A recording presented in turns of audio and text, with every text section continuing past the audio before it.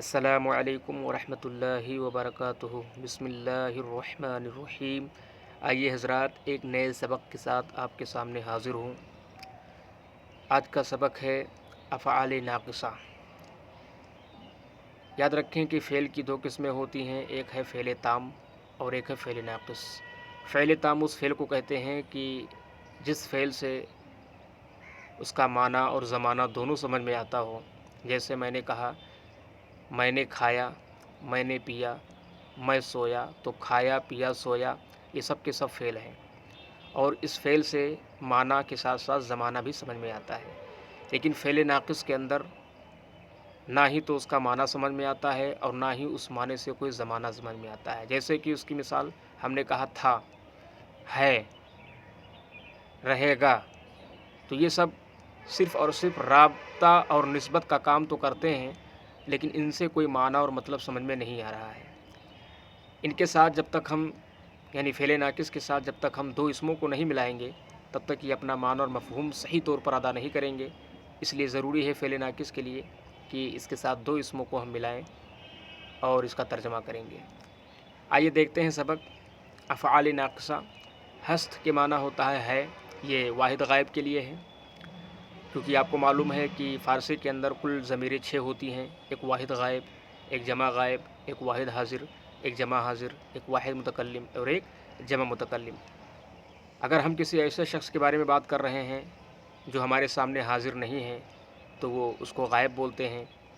اب وہ غائب شخص ایک بھی ہو سکتا ہے، ایک سے زیادہ بھی ہو سکتا ہے۔ اگر ایک ہے تو واحد غائب، اور اگر ایک سے زیادہ ہے تو اس کو جمع غائب کہیں گے۔ اسی طریقے سے ہم بات ایسے شخص کے بارے میں بھی کر سکتے ہیں جو ہمارے سامنے خود موجود ہو، جو ہمارا مخاطب ہو۔ اب وہ ہمارا جو مخاطب ہے جو ہمارے سامنے ہے وہ ایک بھی ہو سکتا ہے اور ایک سے زیادہ بھی ہو سکتا ہے۔ اگر وہ ایک ہے تو واحد حاضر اس کو کہیں گے، اور اگر ایک سے زیادہ ہے تو جمع حاضر کہیں گے۔ اسی طریقے سے خود جو بات کرنے والا ہے، وہ جو بات کر رہا ہے وہ ایک بھی ہو سکتا ہے اور ایک سے زیادہ بھی ہو سکتا ہے۔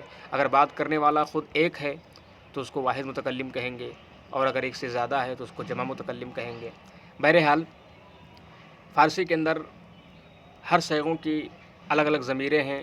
واحد غائب کی الگ ضمیر، جمع غائب کے لیے الگ ضمیر، واحد حاضر کے لیے اور جمع حاضر کے لیے الگ ضمیر، واحد متکلم اور جمع متکلم کے لیے الگ ضمیریں ہیں۔ تو سب سے پہلے واحد غائب کے بارے میں پڑھتے ہیں۔ دیکھیے یہاں پر ہست وہ ہے بھی کہہ سکتے ہو اور وہ ہے بھی کہہ سکتے ہو۔ اب اسی ہست کے آخر میں جب جمع ہمیں بنانا ہوگا، یعنی جمع غائب بنانا ہوگا، تو نون اور دال بڑھا دیں گے، ہستند وہ لوگ ہیں۔ اسی طریقے سے اگر ہمیں واحد حاضر کا صیغہ بنانا ہے تو اسی ہست کے آخر میں یا بڑھا دیں گے، تو ہست سے ہستی تو ہے، اور جمع حاضر بنانا ہے تو اسی ہست کے آخر میں یا دال بڑھا دیں گے، جیسے ہستید تم سب ہو۔ اور اگر واحد متکلم کا صیغہ بنانا ہے تو اسی ہست کے آخر میں میم بڑھا دیں گے، جیسے ہست سے ہستم میں ہوں۔ اور اگر جمع متکلم کا صیغہ بنانا ہو تو اسی ہست کے آخر میں یا میم بڑھا دیں گے، جیسے ہست سے ہستیم ہم سب ہیں۔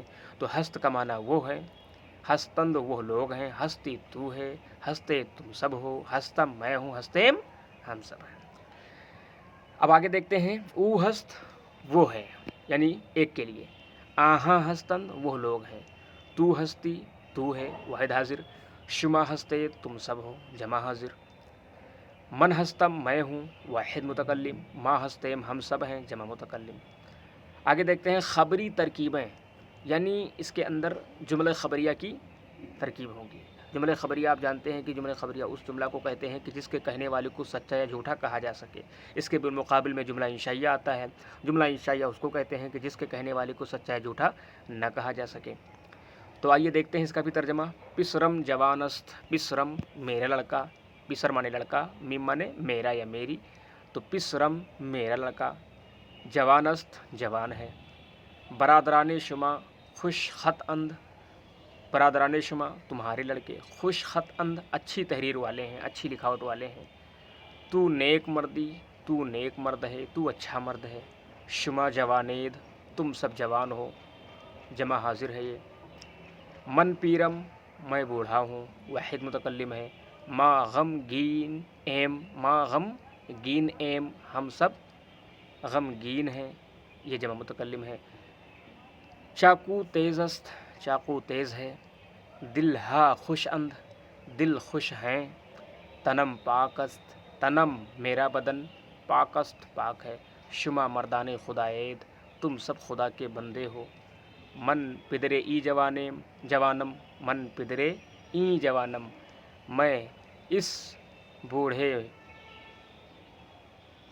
من پدرے ای جوانم، میں اس جوان کا باپ ہوں، من مانے میں، پدر مانے باپ، ای جوانم اس جوان کا، میں اس جوان کا باپ ہوں، تو پسرے آ پیر مردی، تو اس بوڑھے مرد کا بیٹا ہے، تو مانے تو، پسر مانے لڑکا، اور آ پیر مردی اس بوڑھے مرد کا، تو اس بوڑھے مرد کا لڑکا ہے، بیٹا ہے، قرآن کلام خدا است، قرآن خدا کا کلام ہے، ما بندگان خدایم، ہم سب خدا کے بندے ہیں۔ چلیں آج کے لیے بس اتنا کافی ہے، پھر ملتے ہیں انشاءاللہ کل ایک نئی ویڈیو کے ساتھ۔